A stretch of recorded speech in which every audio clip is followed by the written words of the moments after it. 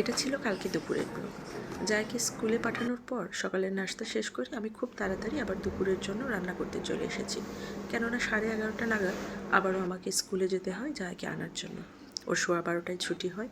ওকে নিয়ে আসতে ওকে গোসল করানো সব কিছু মিলিয়ে রান্নাটা বেশ দেরি হয়ে যায়। এজন্য বরাবরই চেষ্টা করি ওকে স্কুল থেকে আনার আগে যত তাড়াতাড়ি রান্নাটা শেষ করা যায়।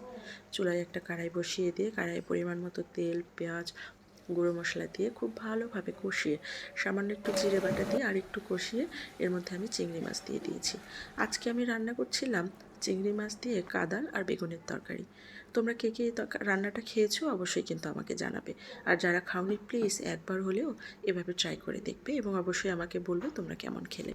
চিংড়ি মাছ রান্নার পাশাপাশি আমি এখানে কচু শাক ভাজি করেছি। কচু শাক ভাজি আমার মসুর ডাল দিয়ে বলেন আর এমনি এমনি পাঁচফোড়ন দিয়ে বা ইলিশ মাছ দিয়ে আমার কিন্তু ভীষণ ভালো লাগে। কচু শাকটা অনেক পছন্দের খাবার কিন্তু আমার। আপনারা কে কে পছন্দ করেন অবশ্যই কিন্তু জানাবেন।